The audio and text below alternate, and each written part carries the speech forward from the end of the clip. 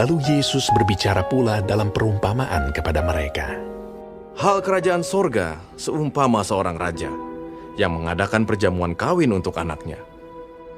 Ia menyuruh hamba-hambanya memanggil orang-orang yang telah diundang ke perjamuan kawin itu, tetapi orang-orang itu tidak mau datang. Ia menyuruh pula hamba-hamba lain. Pesannya, katakanlah kepada orang-orang yang diundang itu, sesungguhnya hidangan telah kusediakan, lembu-lembu jantan dan ternak piaraanku telah disembelih, semuanya telah tersedia. Datanglah ke perjamuan kawin ini. Tetapi orang-orang yang diundang itu tidak mengindahkannya. Ada yang pergi ke ladangnya, ada yang pergi mengurus usahanya, dan yang lain menangkap hamba-hambanya itu, menyiksanya dan membunuhnya. Maka murkalah raja itu, lalu menyuruh pasukannya ke sana untuk membinasakan pembunuh-pembunuh itu dan membakar kota mereka. Sesudah itu ia berkata kepada hamba-hambanya, perjamuan kawin telah tersedia, tetapi orang-orang yang diundang tadi tidak layak untuk itu. Sebab itu, pergilah ke persimpangan-persimpangan jalan dan undanglah setiap orang yang kamu jumpai di sana ke perjamuan kawin itu. Maka pergilah hamba-hamba itu, dan mereka mengumpulkan semua orang yang dijumpainya di jalan-jalan, orang-orang jahat dan orang-orang baik, sehingga penuhlah ruangan perjamuan kawin itu dengan tamu. Ketika raja itu masuk untuk bertemu dengan tamu-tamu itu, ia melihat seorang yang tidak berpakaian pesta. Ia berkata kepadanya, "Hai saudara, bagaimana engkau masuk kemari dengan tidak mengenakan pakaian pesta?" Tetapi orang itu diam saja.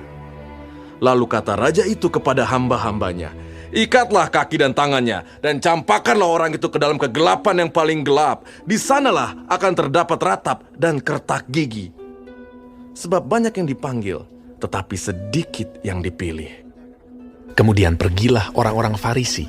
Mereka berunding bagaimana mereka dapat menjerat Yesus dengan suatu pertanyaan. Mereka menyuruh murid-murid mereka bersama-sama orang-orang Herodian bertanya kepadanya, "Guru, kami tahu engkau adalah seorang yang jujur dan dengan jujur mengajar jalan Allah. Dan engkau tidak takut kepada siapapun juga, sebab engkau tidak mencari muka. Katakanlah kepada kami pendapatmu. Apakah diperbolehkan membayar pajak kepada kaisar atau tidak?" Tetapi Yesus mengetahui kejahatan hati mereka itu, lalu berkata, "Mengapa kamu mencobai aku, hai orang-orang munafik? Tunjukkanlah kepadaku mata uang untuk pajak itu." Mereka membawa suatu dinar kepadanya. Maka ia bertanya kepada mereka, "Gambar dan tulisan siapakah ini?" Jawab mereka, "Gambar dan tulisan kaisar." lalu kata Yesus kepada mereka, "Berikanlah kepada kaisar apa yang wajib kamu berikan kepada kaisar, dan kepada Allah apa yang wajib kamu berikan kepada Allah." Mendengar itu, heranlah mereka dan meninggalkan Yesus, lalu pergi. Pada hari itu, datanglah kepada Yesus beberapa orang Saduki yang berpendapat bahwa tidak ada kebangkitan. Mereka bertanya kepadanya, "Guru, Musa mengatakan bahwa jika seorang mati dengan tiada meninggalkan anak, saudaranya harus kawin dengan istrinya itu dan membangkitkan keturunan bagi saudaranya itu. Tetapi di antara kami ada 7 orang bersaudara. Yang pertama kawin, tetapi kemudian mati. Dan karena ia tidak mempunyai keturunan, ia meninggalkan istrinya itu bagi saudaranya.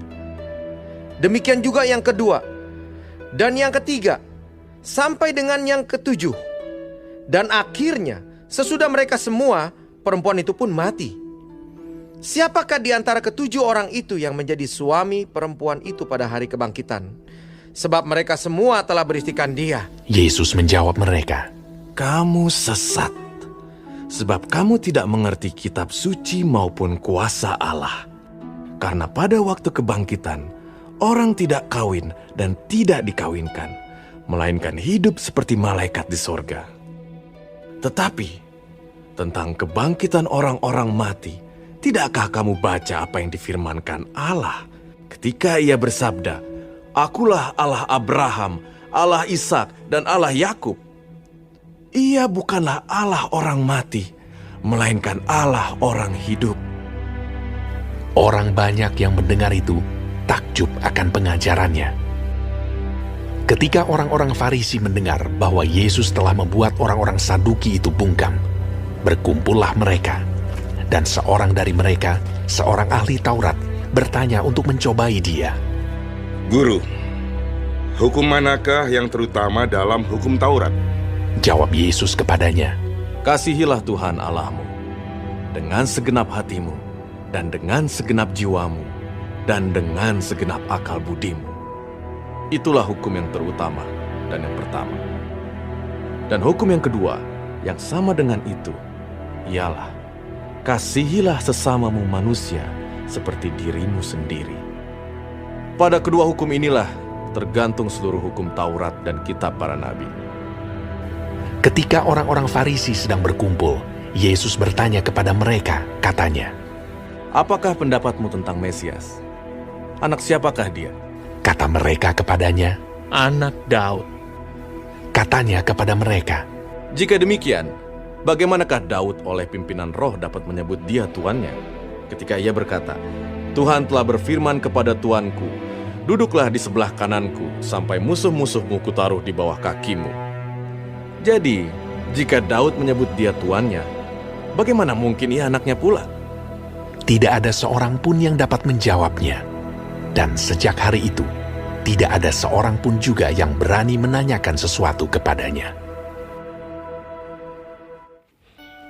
Shalom saudaraku, hari ini kita akan mempelajari Matius pasal 22. Tuhan memberkati.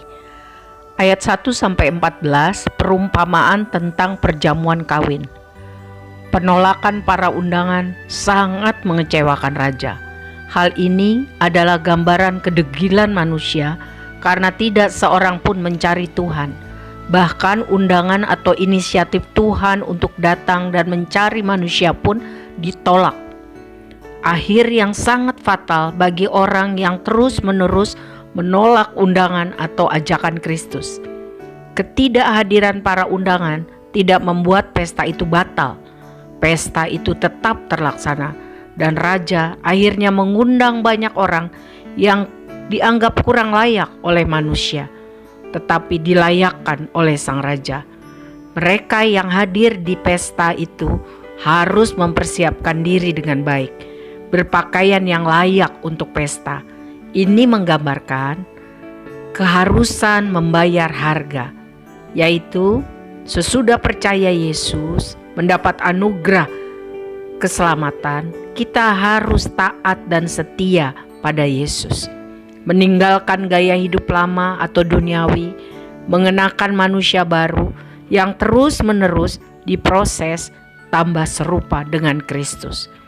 Jadi sesudah kita menerima anugerah keselamatan, kita tidak boleh hidup asal-asalan. Ayat 15-22 tentang membayar pajak kepada kaisar. Sebagai orang percaya pada Kristus, kita diajar untuk dapat menempatkan diri dengan benar, dengan cara melaksanakan kewajiban terhadap bangsa dan negara. Dalam hal ini membayar pajak, dan juga kewajiban kepada Tuhan dan gereja.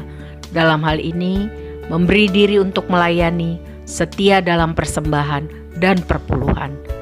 Hidup orang Kristen harus memiliki ciri kehidupan Kristus, yaitu berintegritas, berguna bagi bangsa, negara, dan bagi Tuhan.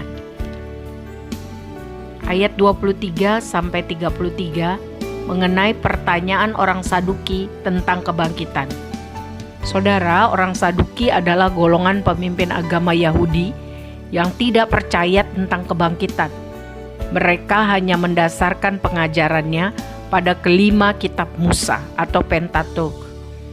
Teguran Kristus pada mereka sangat jelas dan tegas, karena mereka tidak menguasai keseluruhan firman Tuhan, membuat mereka membatasi kuasa Allah dan sesat. Jadi saudara, kita harus serius memahami, mempelajari firman Tuhan, dan sungguh-sungguh beriman pada kuasa Kristus. Ayat 34-40 mengenai hukum yang terutama.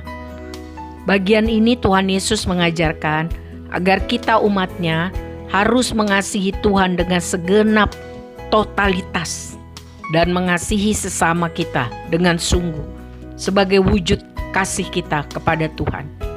Jadi tidak dapat dipisahkan antara mengasihi Tuhan dan mengasihi sesama, sebab kasih adalah dasar ketaatan pada Kristus. Bagian yang terakhir ayat 41 sampai 46 mengenai hubungan antara Yesus dan Daud. Orang Farisi dianggap menguasai kitab suci. Ternyata tak bisa menjawab pertanyaan Yesus dengan benar. Mengapa?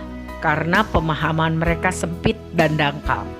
Jadi saudara, jangan pernah puas diri dengan pemahaman kita saat ini tentang firman Tuhan dan tentang hal lain. Kita semua perlu terus belajar. Long life learning. Belajar firman Tuhan dengan benar dan utuh. Mari kita minta pimpinan Roh Kudus. Yohanes 16 ayat 13 mencatat, Roh kebenaran akan memimpin kamu ke dalam seluruh kebenaran. Tuhan memberkati kita semua. Amin.